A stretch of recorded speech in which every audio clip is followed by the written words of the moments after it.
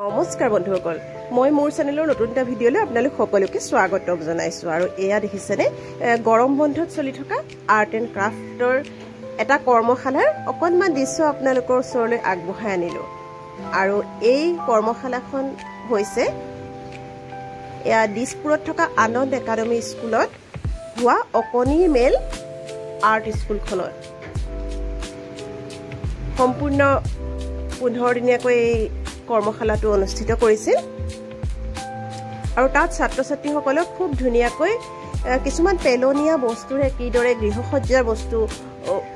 তৈয়াৰ কৰিব পাৰি তাৰ উপৰি খুব ধুনীয়াকৈ কেনে ধৰণে পেইন্টিং কৰি একোখন চিত্ৰ লগতে ওয়াল ডেকৰ গ্লাছ ডেকৰৰ সজুলি তৈয়াৰ কৰিব পাৰি সেই সকলোবিলাক দেখুৱাইছিলে মই তাৰে অকনমান দৃশ্য আপোনালোকক দেখুৱাবলৈ লৈ আহিলো আৰু অকনমান চাওকচোন আৰু ছাত্ৰ-ছাত্ৰীসকলৰ মুখেৰেও জানিম কেনে ধৰণে এইখিনি তেওঁলোকে কৰি উলিয়াইছে আৰু যেহেতু খুবেই ধুনীয়াকৈ কৰিছে আৰু সৰু সৰু ছাত্ৰ-ছাত্ৰীৰ পৰা ডাঙৰলৈকে আছে সকলোখিনি ছাত্ৰ-ছাত্ৰীয়ে বৰ ধুনীয়াকৈ নিজৰ নিজৰ পাৰদৰ্শিতাৰে কামখিনি কৰিছে আৰু সেই ভালো লাগিছে এয়া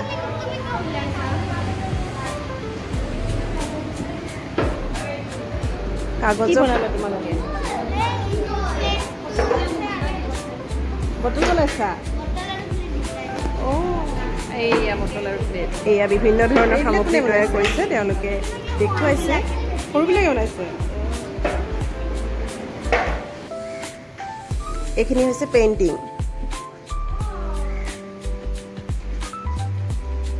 এই গ্ৰীষ্মকালীন শিবিৰটোতে এই সুন্দৰ সুন্দৰ পেইন্টিংখিনিও শিকাইছে আৰু তেওঁলোকে কৰি উলিয়াইছে আৰু এয়া বেছি সৰু যিখিনি ছাত্ৰ-ছাত্ৰী তেওঁলোককো বিভিন্ন ধৰণৰ পেলনীয়া বস্তু এয়া ডিছপ'জেবল গিলাচ বাতি বা কাগজেৰে বিভিন্ন ধৰণৰ কাপ প্লেট তেওঁলোকে সহজতে কৰি উলিয়াব পৰাকৈ বনাইছে আৰু এয়া চাওকচোন বিভিন্ন ধৰণৰ মূৰ্তি ক্লে আৰু মাটিৰে বনাইছে ভগৱানৰ মূৰ্তিৰ পৰা চৰাই ফুললৈকে সকলোখিনি তেওঁলোকে বনাইছে আৰু এয়া তাৰে কিছু কিছু অংশ মই দেখুৱাইছো আপোনালোকক তেওঁলোকে যথেষ্ট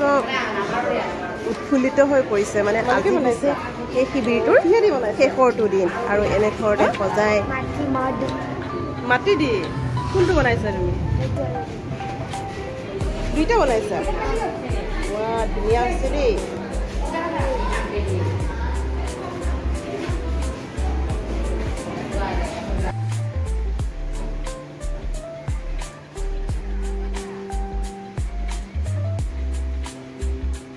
গৰম বন্ধৰ সময়খিনি যদি এনেধৰণে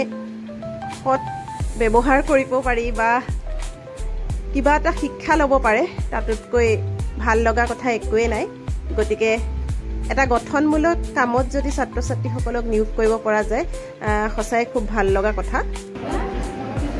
এয়া চাওকচোন তেওঁলোকে নিজে তৈয়াৰ কৰা কিছুমান বস্তু হাতত লৈ এনেদৰে ফটো তুলিছে বা সকলোকে দেখুৱাইছে